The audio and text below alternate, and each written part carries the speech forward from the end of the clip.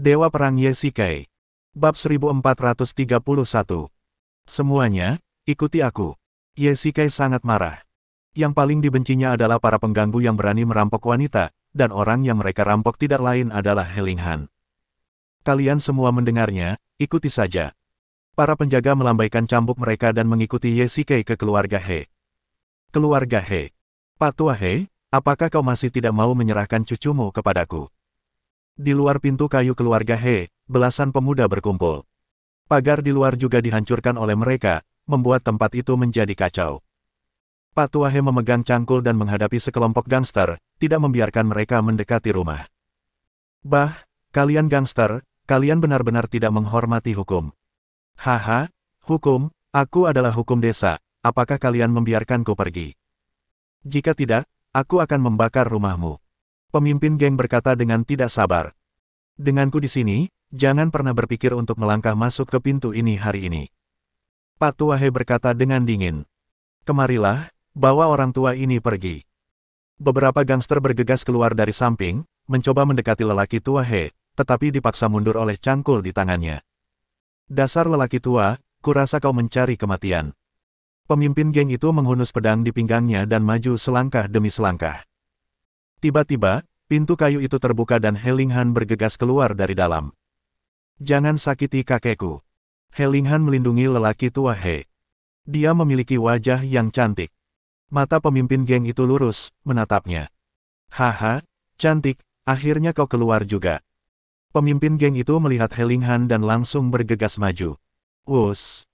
Dalam sekejap, sebuah anak panah melesat dari kejauhan seperti meteor, langsung menembus telapak tangan pemimpin geng itu, dan menembus dinding di belakangnya. Ah! 10 jarinya terasa sakit, belum lagi telapak tangannya yang tertusuk langsung. Pemimpin geng itu tiba-tiba jatuh ke tanah. Dia tampak mesum sedetik yang lalu, tetapi dalam sekejap, seluruh wajahnya terpelintir kesakitan dan dia jatuh ke tanah sambil mengerang kesakitan. Sakit. Bos, kau baik-baik saja.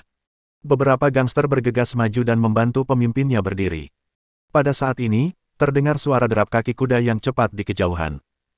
Semua orang melihat ke arah suara itu dan melihat sekelompok kavaleri bergegas mendekat. Itu dia. He Linghan langsung mengenali pemimpin itu, menggumamkan sesuatu di mulutnya, dan matanya tiba-tiba memerah. Turunkan mereka semua. Ye-Shikai berteriak, dan kuda perang itu langsung berlari ke atas. Kepala kuda itu menghantam dan mendorong para gangster itu menjauh. Mancang langsung turun dari kuda, menghunus pedangnya dan mengarahkannya ke leher pemimpin itu. Para pengawal di belakangnya juga terlatih dengan baik dan langsung menundukkan mereka. Para gangster itu bahkan tidak punya waktu untuk melawan sebelum mereka dijatuhkan oleh para pengawal Ye-Shikai.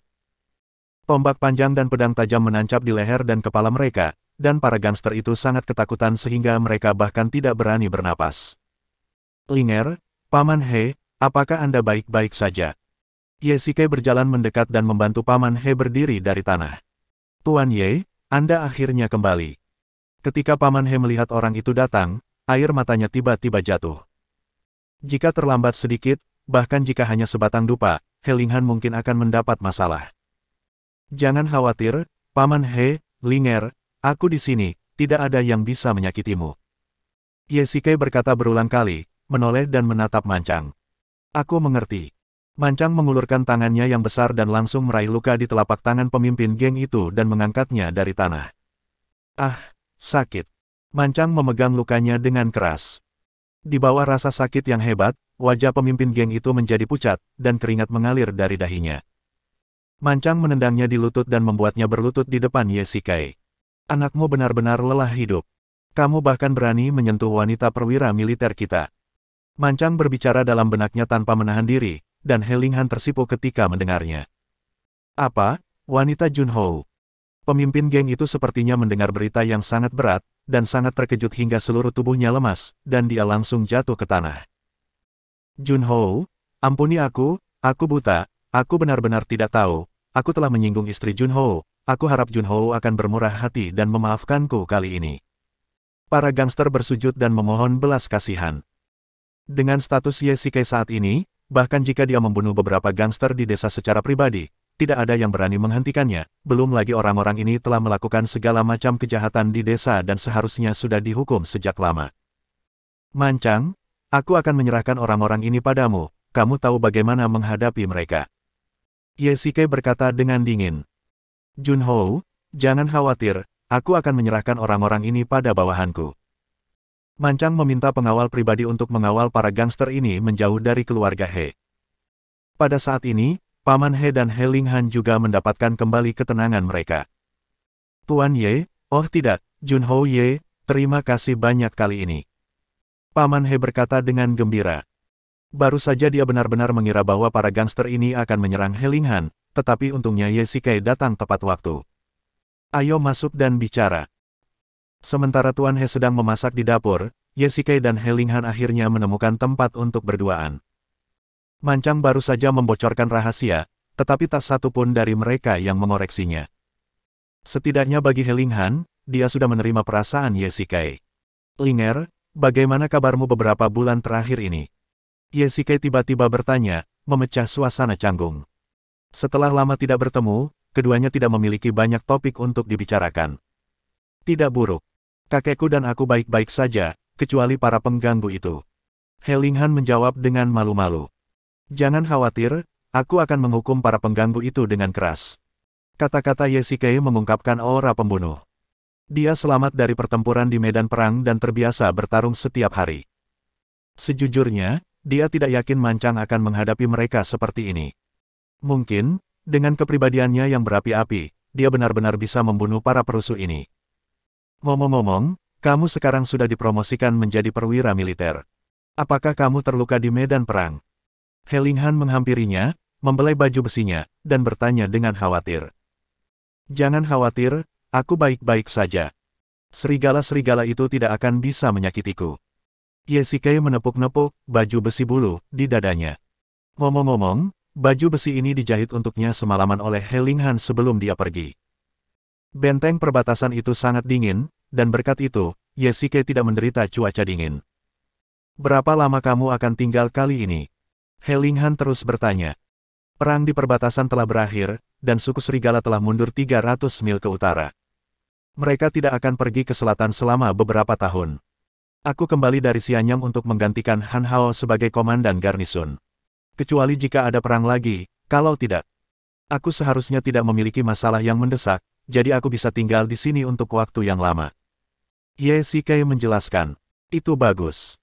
Perwira militer, Linger, makanannya sudah siap, cepatlah datang. Pada saat ini, panggilan lelaki tua He datang dari dapur. Bab 1432. Setelah makan malam, keduanya datang ke ruang tamu. Di luar masih sangat dingin. Ye Shikai ingin berjalan-jalan di sekitar desa, tetapi dia khawatir He Linghan akan terkena radang dingin, jadi dia mengurungkan niatnya dan menyalakan api di ruang tamu agar tetap hangat. Orang-orang kuno bekerja saat matahari terbit dan beristirahat saat matahari terbenam, dan tidak ada banyak hiburan seperti di zaman modern, jadi mereka tidur sangat awal. Paman He mengemasi peralatan dapur dan langsung masuk ke kamar tidur, meninggalkan keduanya di ruang tamu. Tuan Ye telah mencapai prestasi militer dan telah dipromosikan menjadi perwira militer. Saya belum memberi selamat kepada Anda. Setelah waktu yang lama, He Linghan tiba-tiba berkata, Linger, kita begitu dekat sehingga Anda bersikap terlalu formal saat mengatakan ini. Selama Anda pergi, saya telah menanyakan berita dari perbatasan, tetapi ada pertempuran baru di daerah ini setiap hari, jadi saya pergi ke daerah ini setiap hari untuk bertanya. Ye Shikai tidak menyangka bahwa He Linghan benar-benar akan pergi ke Kabupaten Heyang, puluhan mil jauhnya, setiap hari untuk menanyakan berita. Sebenarnya, untuk mencegah hati rakyat berubah, bahkan jika garis depan ketat, daerah itu akan memberitahu rakyat tentang kemenangan besar di garis depan untuk menstabilkan hati rakyat. Sambil mengatakan kebohongan putih, mereka berharap garis depan benar-benar menang. Jika tidak, kebenaran akan terungkap. Namun, kali ini masih beruntung. Meng Tian memimpin pasukan Qin menuju kemenangan besar, dan suku serigala mundur sejauh 300 mil.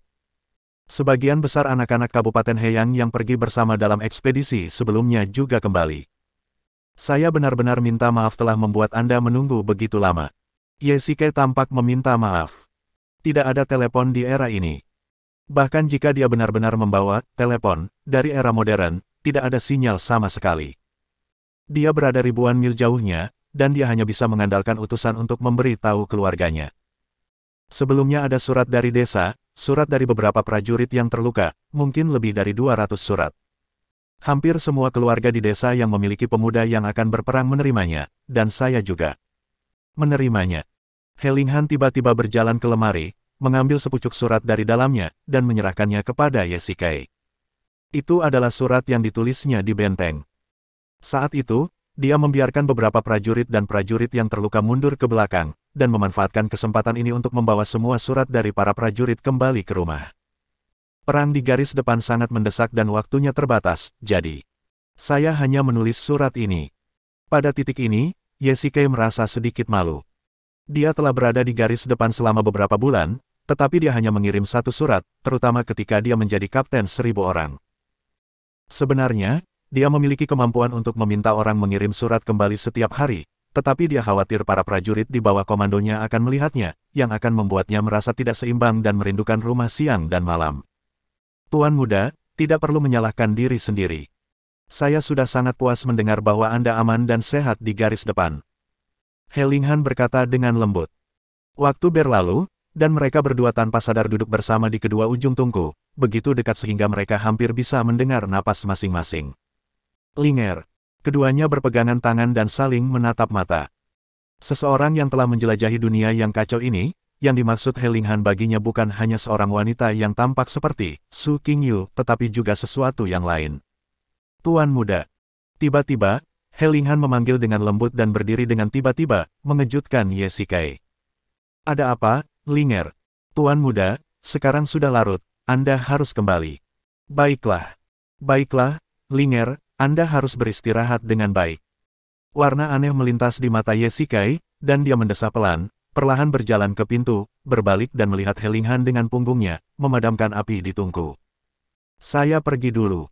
Ye Shikai sepertinya merasakan ada yang salah dengan dirinya. Dia juga tahu bahwa di zaman modern, ada Ji Qian, Chen Yuxin, dan bahkan Su Qingyu. Mereka mungkin semua mencari dengan keras dan cemas, tetapi dia berbicara tentang perasaan dengan wanita lain di era ini. Ini adalah perilaku bajingan yang telanjang. Dalam analisis terakhir, mungkin dia merasa dalam hatinya bahwa dia terjebak di sini dan dia benar-benar tidak bisa kembali. Dia akan tinggal di dinasti Qin selamanya, dari saat ini hingga masa tua. Karena Tuhan mengirimnya ke era ini dan membiarkannya bertemu He Linghan, dia berkata dia tidak akan pernah ingin hanya melewatinya dan bertemu dengannya secara kebetulan. Atau mungkin dia selalu merasa bersalah tentang Su Qingyu di dalam hatinya, dan sekarang dia berada di era baru, dia ingin menebus perasaan ini kepada He Linghan. Ye Shikai tidak tahu apa yang ada dalam pikirannya. Tanpa sadar, dia telah berjalan ke kediamannya sendiri. Keesokan harinya, Ye Shikai baru saja bangun ketika dia melihat He Linghan berdiri di luar pintu. Tubuhnya diselimuti lapisan salju. Mungkin dia sudah lama menunggu di luar. Linger, kenapa kamu berdiri di luar? Dingin sekali. Cepat masuk. Ye Shikai buru-buru menuntun He Linghan masuk ke dalam rumah dan menyalakan api agar tetap hangat. Karena kamu di sini, kenapa kamu berdiri di luar seperti orang bodoh? Bagaimana kalau kamu kedinginan? Meskipun sudah bulan Februari, suhunya masih sangat rendah dan salju tebal masih turun dari langit. Wajah He Linghan sudah agak merah karena kedinginan. Aku melihatmu masih tidur, jadi aku tidak mengganggumu. Dasar gadis konyol. Kalau aku tidak bangun, kamu pasti sudah membangunkanku. Ye Shikai memegang erat tangan kecil He Linghan. Tangannya dingin dan sepertinya dia benar-benar radang dingin. Tuan Ye, apa yang terjadi tadi malam? Aku yang keceplosan. He Linghan tiba-tiba meminta maaf. Linger, sebenarnya, akulah yang menyinggungmu tadi malam, dan itu terjadi di rumahmu. Ini panekuk yang kubuat. Seharusnya belum dingin. Makanlah selagi hangat. He Linghan meletakkan keranjang bambu di tangannya di atas meja, yang masih terbungkus kain tebal. Terima kasih. Aku masih harus pergi ke pasar daerah, jadi aku pamit dulu. He Linghan berbisik, berbalik dan ingin pergi, bersikap sangat malu. Petik 2. Tunggu sebentar, Linger. Tiba-tiba, Ye Shikai menghentikan He Linghan, aku juga harus pergi ke kamp militer daerah, biar aku yang mengantarmu ke sana, aku punya kuda perang, kalau tidak, kau harus berjalan puluhan mil lagi. Di luar pintu. Ahem, menunggang kuda itu goyang dan goyang, Linger, pegang pinggangku, kalau tidak, kau akan jatuh dari kuda. Ye Shikai mengingatkan, Tetapi Helinghan bersikap sangat menahan diri dan ragu untuk mengulurkan tangannya, seolah-olah itu karena apa yang terjadi tadi malam. Linger, apakah aku membuatmu sangat jijik? Ye Shikai terbatuk pelan, dan setelah mendengar ini, Helinghan mengulurkan tangannya seolah-olah dia tersengat listrik, dan memeluk pinggang Ye Shikai dengan erat. Tidak, jangan salah paham, Tuan, aku tidak membuatmu jijik. Kalau begitu, pegang erat-erat.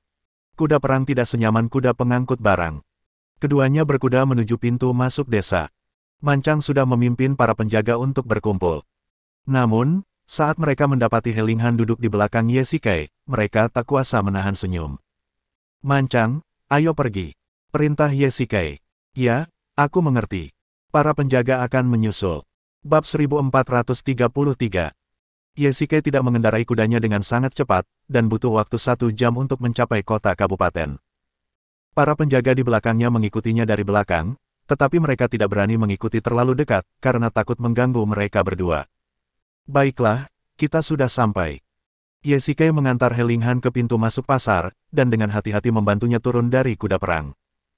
Banyak orang di pasar yang melihat ke sini, menatap Helinghan dengan rasa ingin tahu, dan saling bertanya apakah ada yang mengenal gadis ini.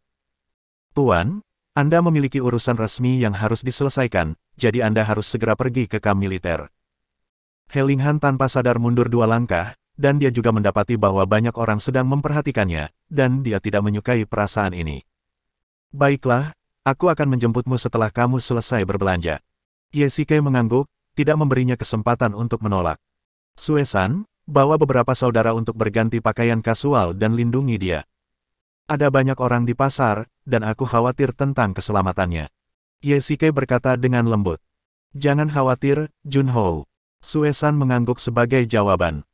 Awalnya, dia adalah seorang pria dari dunia bawah, dan dia memiliki banyak orang baik di bawah komandonya.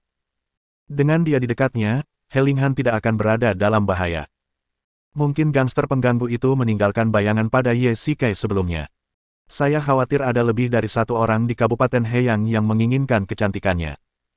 Dalam hal ini, Ye Shikai juga akan menggunakan kekuatannya. Mancang, bagaimana kamu menghadapi para gangster itu kemarin? Setelah Helinghan pergi, Ye Shikai berbalik dan bertanya. Para gangster itu biasanya menindas orang-orang. Faktanya, mereka menindas yang lemah dan takut pada yang kuat. Penduduk desa sudah lama membenci. Mereka bahkan berani menyinggung Nona He. Junho, yakinlah bahwa mereka tidak akan memiliki kesempatan untuk kembali di masa mendatang. Baiklah. Setelah mendengar ini, Ye Shikai ragu-ragu selama beberapa detik dan berkata dengan ringan. Kamp militer. Ye Shikai memimpin divisi kemenangan, kembali ke Kabupaten Heiyang, jadi hakim daerah telah mengatur kamp militer dan menunggu mereka ditempatkan. Berakhirnya perang berarti tidak ada pajak yang besar dan cukup makanan untuk biaya. Ketika mereka tiba di kamp pelatihan, Sang Guanjian sudah memimpin tim untuk berlatih. Bagaimanapun, perang telah berakhir, dan tidak perlu lagi mempertahankan tekanan dan ketegangan yang tinggi di medan perang. Intensitas pelatihan jelas jauh lebih rendah. Ketika kami berada di kota Xianyang, kami membagi pasukan kami dengan Tuan Han, masing-masing memimpin 5.000 orang. Di antara prajurit yang kami pimpin, ada anak-anak dari Kabupaten Heiyang dan beberapa dari kabupaten lain. Ye Shikai menemukan daftar tersebut. Orang-orang kuno pertama-tama mencari jenderal dan kemudian memilih prajurit, jadi sudah umum bagi sebagian besar prajurit dalam satu tim untuk berasal dari kampung halaman yang sama. Keuntungan dari hal ini adalah, di satu sisi, kampung halaman yang sama bergabung dengan tentara dapat mengurangi banyak gesekan, dan kekompakan pasukan juga kuat. Di sisi lain, lebih mudah untuk kembali ke rumah. Han Hao masih sangat memperhatikan prajuritnya dan meminta Ye Shikai dan Sang Guanjian untuk membawa semua anak-anak dari Kabupaten Heiyang kembali. Tentu saja, selain itu, ada juga beberapa prajurit dari daerah lain dalam tim Ye Shikai. Karena kita telah memberikan anak-anak setempat libur untuk pulang, kita tidak dapat memihak salah satu dari mereka. Berikan gaji kepada prajurit yang tersisa dan tingkatkan makanan mereka. Ye Shikai memberi perintah. Baiklah, aku tidak keberatan dengan ini. Sang Guanjian sangat setuju. Kemenangan pasukan tergantung pada apakah atasan dan bawahan bersatu, dan kohesi perlu dibentuk dalam interaksi sehari-hari. Jika mereka diperlakukan tidak adil, siapa yang akan bersedia bertarung? Akhirnya kita pulang, mereka semua sangat bersemangat. Ya, kalau dipikir-pikir, pertempuran dengan suku serigala ini benar-benar terlalu dekat. Jika bukan karena strategimu, kita semua akan mati di benteng pada malam pemberontakan Mapeng. Sang Guanjian berkata, jika Mapeng benar-benar berhasil, orang-orang di daerah Heyang harus mengenakan pakaian putih dan membangun kuburan baru. Bajingan Mapeng itu. Memikirkan hal ini, Ye Shikai tidak bisa menahan diri untuk tidak mengutuk. Setelah kembali dari medan perang, dia menjadi lebih kejam. Ketika dia berada di medan perang, dia tidak terlalu banyak berpikir, tetapi sekarang setelah dia turun dari medan perang, dia menjadi semakin marah. Tindakan Mapeng akan secara langsung membunuh ribuan orang Heyang, dan begitu benteng berpindah tangan dan situasi perang memburuk, lebih banyak orang akan mati. Memikirkan hal ini, dia menyesal telah terlalu memaafkan pada saat itu. Kejahatan, menyerah kepada musuh, saja sudah cukup untuk membunuh ke-9 generasi keluarga, tetapi pada akhirnya hanya Mapeng yang dieksekusi. Saya memperkirakan bahwa dengan kekuatan suku serigala, akan memakan waktu setidaknya 3 tahun untuk memulihkan pasukan, dan akan memakan waktu setidaknya 2 tahun untuk melatih kuda perang. Juga akan memakan waktu setidaknya 3 atau 4 tahun untuk mengisi kembali makanan dan senjata sebelum akan ada perang baru. Sang Guanjian berkata, dan Ye Shikai hanya bisa tersenyum pahit. Dengan kata lain, pertempuran semacam ini hanya terjadi sekali setiap 5 tahun, dan Ye Shikai mengalaminya tepat setelah menyeberang. Apakah ini beruntung atau tidak beruntung? Di malam hari, pasar. Ye Shikai membawa para pengawal ke pintu masuk pasar. Sekelompok kavaleri berdiri dalam beberapa baris, yang sangat spektakuler. Linger, ayo pergi. Ye Shikai menemukan He Linghan di antara kerumunan dan menunggang kuda ke sisinya. Tuan Ye, Anda datang ke sini dengan sangat mencolok. Bagaimana jika penduduk desa melihat Anda? He Linghan sangat malu. Ye Shikai tampaknya telah lupa bahwa wanita di zaman dahulu sangat konservatif, jauh lebih sedikit daripada wanita modern. Bahkan jika mereka mengungkapkan cinta mereka, mereka tidak dapat menggunakan cara yang begitu langsung. Di depan umum, He Linghan secara alami akan malu. Apa salahnya jika mereka melihatku? Ye Shikai secara pribadi memilih seekor kuda dan membantu He Linghan menaikinya. Dia memegang kendali kuda perangnya dengan satu tangan dan kendali He Linghan dengan tangan lainnya, takut kuda itu akan terkejut. Tuan Ye, bagaimana kalau saya pergi ke pasar sendirian di masa mendatang? Hari ini, para pedagang itu bertanya tentang saya, jadi saya tidak berani naik dan membeli apapun. Dalam perjalanan, He Linghan mengeluh kepada Ye Shikai. Haha, aku tidak menyangka orang-orang ini begitu suka bergosip. Ye Shikai tidak dapat menahan tawa. Gosip. Tuan Ye, apa maksudnya ini? He Linghan bingung dan tidak mengerti apa yang sedang dibicarakan Ye Shikai. Yah, ini adalah kata dari kampung halamanku, yang mungkin merujuk pada orang-orang seperti tukang gosip, atau mereka yang suka bertanya dan membicarakan benar dan salah dengan santai. Ye Shikai menjelaskan bahwa jika tebakannya benar, para pencari jodoh di pasar seharusnya menanyakan tentang identitas dan latar belakang keluarga He Linghan, dan kemudian mereka akan segera menjodohkan Ye Shikai. Jika mereka berhasil menjodohkannya, mereka juga bisa mendapatkan beberapa hadiah. Status Ye Shikai sekarang berbeda. Dia sudah menjadi perwira militer di usia 20-an dan sangat dihargai oleh Meng Tian. Tidak masalah baginya untuk menjadi terkenal di masa depan. Bahkan Hakim Kabupaten Heyang pun kagum padanya. Saat ini, Ye Shikai dapat dikatakan sebagai objek yang ingin dijilat semua orang. Namun, dia tidak haus akan uang atau kekuasaan, dan dia tidak peduli dengan hal-hal ini. Jadi begitulah adanya. Kalau begitu, Tuan, tolong jangan terlalu menonjolkan diri. Kalau tidak, bagaimana saya bisa pergi ke pasar di masa depan? He Linghan sedikit malu dan marah, lalu menepuk bahunya dengan lembut. Bab 1434. Dalam beberapa hari berikutnya, keduanya tak terpisahkan dan sering muncul bersama di pasar. Selain itu, identitas Ye Shikai istimewa, dan segera berita itu menyebar di Kabupaten Heyang. Para pengganggu dan penjahat buta itu tentu saja tidak berani menjerat He Linghan lagi. Namun, mungkin karena kepribadiannya yang pemalu dan pendiam, He Linghan selalu sengaja menghindarinya setiap kali keduanya mendekat. Kamp militer. Pada hari ini, sekelompok prajurit lapis baja datang ke sini. Perwira utama Ye Shikai tahu bahwa dia adalah bawahan Han Hao dan sekarang juga bekerja di daerah itu. Aku hanya tidak tahu untuk apa dia datang ke sini hari ini. Saudara Ye, saudara Sangguan, lama tidak bertemu. Ketika teman lama bertemu, tentu saja tidak perlu sopan santun, apalagi mereka sekarang adalah saudara seperjuangan. Chen Junhou, apakah ada yang perlu kamu lakukan ketika kamu datang ke daerah ini kali ini? Ye Shikai bertanya sambil tersenyum. Tentu saja, dan itu hal yang baik. Chen Junhou mengeluarkan selembar bambu dari belakang. Jenderal Meng secara pribadi mengeluarkan perintah penghargaan kepada saudara Ye, dan mengangkatmu sebagai Jenderal Yi. Jenderal Yi. Apa ini? Ye Shikai bingung. Seharusnya tidak ada hal seperti itu dalam sistem militer tentara Qin. Tuan Ye, ini adalah gelar yang diberikan kepadamu oleh Jenderal Meng. Memang, gelar ini tidak memiliki kekuatan nyata, tetapi ini adalah hadiah atas kinerja heroik para prajurit. Sang Guanjian menjelaskan sampai di sini, dan Ye Shikai memahaminya. Ini adalah hadiah gelar yang diberikan kepadanya oleh Meng Tian. Meskipun tidak memiliki kekuatan nyata, semua orang tahu bahwa jika seorang jenderal dapat dipuji secara pribadi oleh Meng Tian, dia tidak akan menjadi orang biasa. Hanya masalah waktu sebelum dia akan menjadi kaya, berkuasa, dan berkuasa. Saudara Sangguan, kamu akan menjadi wakil jenderal saudara Ye di masa depan. Chen Junhou menambahkan. Ngomong-ngomong, Ye Shikai dapat memasuki tentara Qin karena pengenalan Sang Guanjian. Dia juga dapat memperoleh dukungan dari Han Hao dengan bantuannya. Tetapi sekarang Sang Guanjian adalah wakil jenderalnya. Ye Shikai sedikit khawatir bahwa dia tidak akan diyakinkan.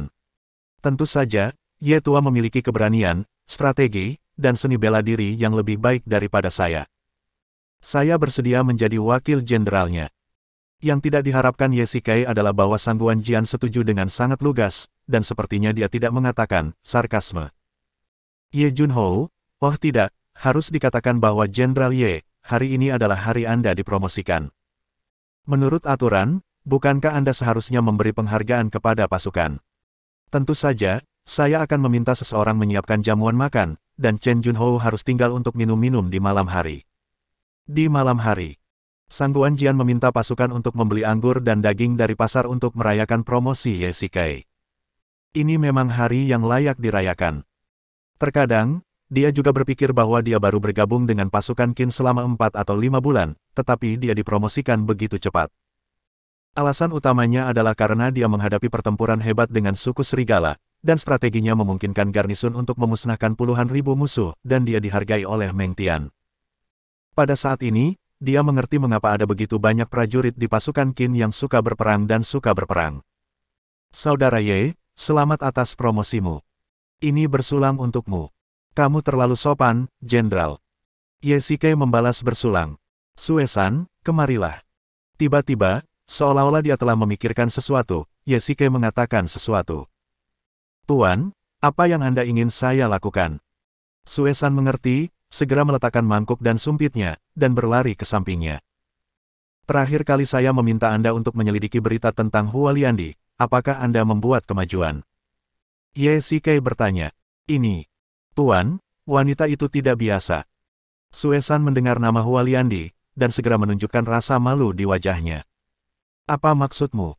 Akhir-akhir ini, saudara-saudaraku menjawab kepadaku bahwa wanita ini tidak mudah dihadapi. Suesan berkata dengan lembut, seolah-olah dia takut orang lain akan mendengarnya. Siapa dia? Seorang pengusaha besar yang misterius. Kudengar keluarganya punya bisnis di seluruh 7 negara, dan semuanya sangat besar. Pengusaha biasa tidak pernah mendengar tentangnya, dan tentu saja mereka tidak tahu kalau dia seorang wanita. Suesan melanjutkan, kekuatan wanita ini luar biasa. Banyak saudaraku yang pergi untuk menyelidiki terhalang, jadi kemajuan penyelidikan pun tertunda. Petik 2. Kudengar wanita ini, Hua Liandi, punya hubungan dengan berbagai kekuatan besar di 7 negara. Dia sendiri sering bepergian antar 7 negara, jadi keberadaannya tidak dapat diprediksi. Jadi, kebetulan saja aku bertemu dengannya di kabupaten yang hari itu. Ye Shikai bergumam. Dia pikir Hua Liandi hanya memonopoli makanan di kabupaten yang. Tanpa diduga, dia bersembunyi begitu dalam. Tidak heran dia bisa dengan mudah mengeluarkan ribuan emas. Ternyata dia sangat kaya.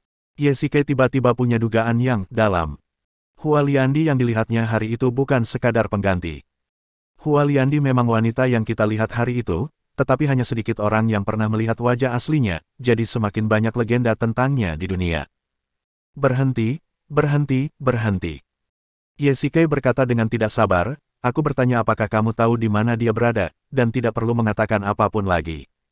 Dia, aku belum menemukannya. Oh, lupakan saja. Aku hanya bertemu dengannya secara kebetulan. Tidak masalah apakah kita bisa bertemu lagi atau tidak. Tuan, apakah itu benar-benar hanya pertemuan kebetulan? Wanita itu mengikuti kita sampai ke Xianyang, dan Tuan, Anda tampaknya sangat peduli padanya.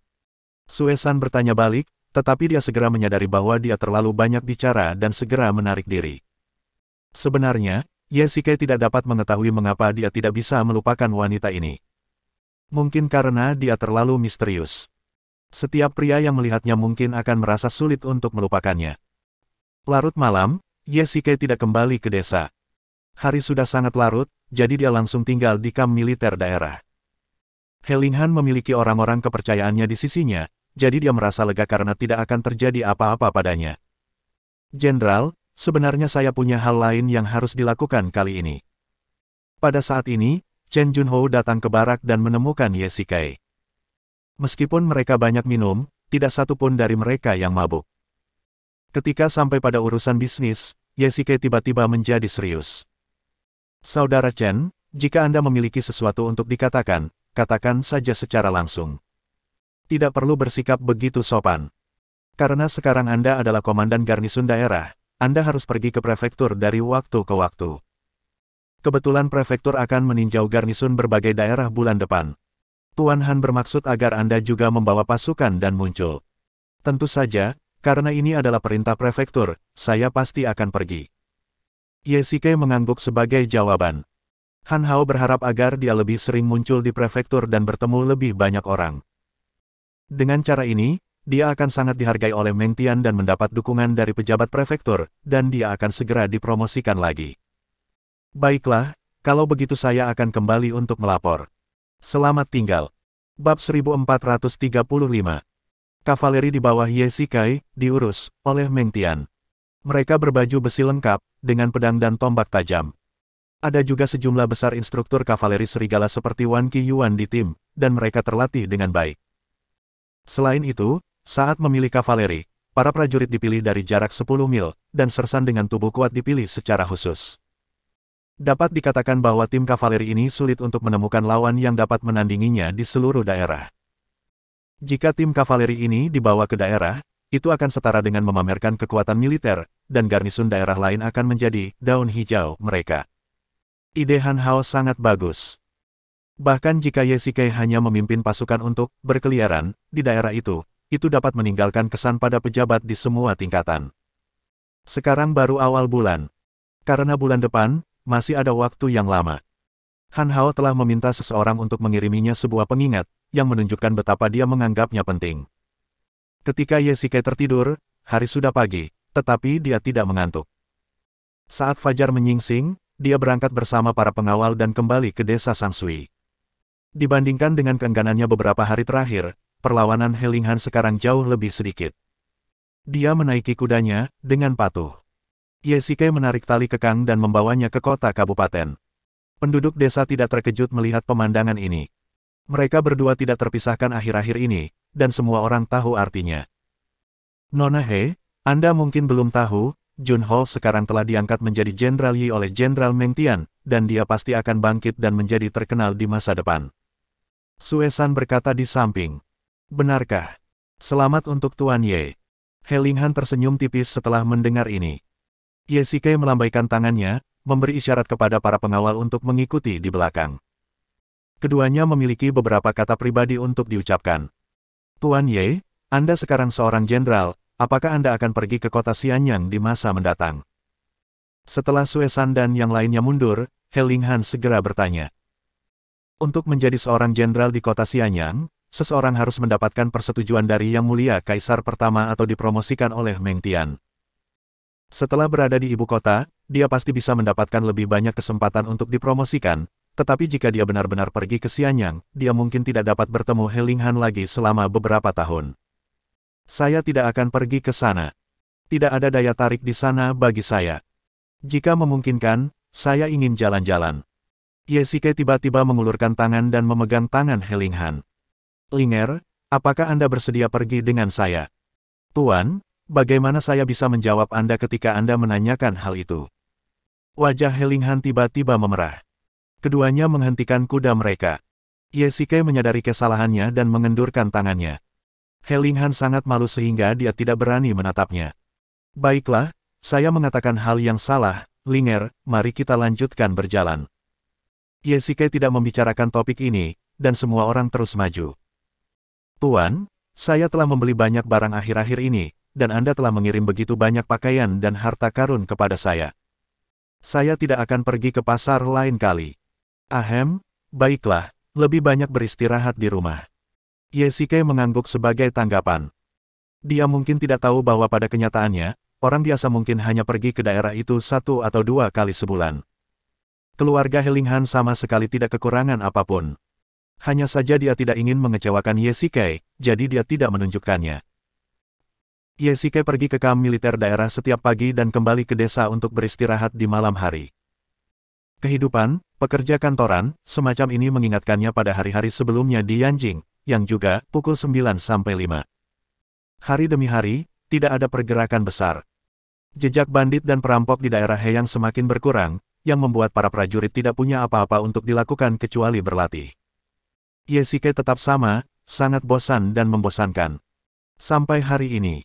Tuan, ada beberapa orang di luar sana yang mencari Anda. Mereka semua memakai senjata dan mengatakan bahwa mereka hanya ingin bertemu dengan Anda, dan tidak ada orang lain. Seorang penjaga bergegas ke barak untuk melapor.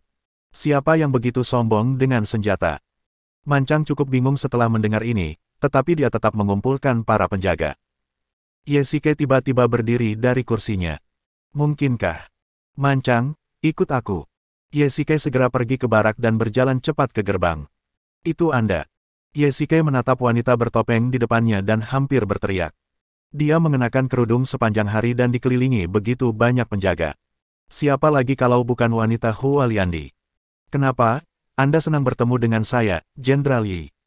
Hualiandi berkata dengan ringan, memanggil gelar Ye Shikai secara langsung. Perintah penghargaan Meng Tian tidak bersifat publik. Dengan kata lain, itu adalah perintah dari tentara. Hualiandi dapat memperoleh informasi ini dengan mudah, yang menunjukkan bahwa dia memang tidak sederhana. Kudengar kau telah berkelana ke 7 negara dan datang ke Kabupaten Heyang yang kecil untuk mencariku. Kau tidak ingin meminta hadiah, kan? Ye Shikai menggoda. Ia teringat saat mereka bertemu terakhir kali, untuk mencegah Hualiandi terjerat, ia berjanji akan mengganti kerugiannya di Kabupaten Yang. Haha, beraninya aku meminta uang dari Jenderal Yi yang bermartabat. Aku datang ke sini kali ini untuk mencarimu. Hualiandi menjelaskan. Apakah kau harus memakai topeng untuk menemuiku? Ada beberapa orang yang menganggur di sini, jadi aku tidak ingin orang lain melihatku. Hualiandi melambaikan tangannya, dan para pengawal di sampingnya segera mundur. Mancang, tarik semua pengawal, dan kau juga pergi. Ye Shikai berbalik dan memberi perintah. Tuan, ini. Aku harus melindungi keselamatanmu. Mancang cukup ragu. Daripada mengatakan bahwa ia mengkhawatirkan keselamatan Ye Shikai, akan lebih baik mengatakan bahwa ia khawatir Hualiandi memiliki niat buruk. Ini perintah. Sini, pengawal, ikuti aku. Bagaimana, bisakah kau melepas kadarmu sekarang? Tetap seperti aturan lama, sampai jumpa di kedai teh. Aku ingin datang menemuimu sejak lama, tetapi akhir-akhir ini aku pergi ke Chu untuk memuja leluhurku. Hualiandi menyeruput teh di cangkir dan berkata dengan ringan. Chu, memuja leluhur, jadi kau berasal dari Chu. Ye Shikai mendengar beberapa informasi dalam kata-katanya. Jadi, aksen Hualiandi memang sangat mirip dengan bahasa Chu. Ya, benar. Ngomong-ngomong, aku masih tidak tahu dari mana asalmu. Meskipun kau sekarang berasal dari desa Sangsui, aku khawatir. Tidak sesederhana itu. Hualiandi tidak dapat menemukan informasi apapun tentang Ye Shikai sebelum dia berusia 25 tahun, jadi tentu saja dia tidak tahu dari mana asalnya. Jika kamu melihat peta saat ini, aku adalah warga negara Yan. Ye Shikai tersenyum pahit. Yanjing adalah Kabupaten Ji, yang dulunya adalah ibu kota Yan. Lebih dari 10 tahun yang lalu, negara Qin menaklukkan Chu. Setahun kemudian, negara Qin menaklukkan Yan. Namun, kamu dan aku masih anak-anak saat itu. Jika kamu menghadapi perang saat itu, mungkin dengan keterampilanmu, kamu dapat membantu negara Yan bertahan hidup selama beberapa tahun lagi. Bersambung.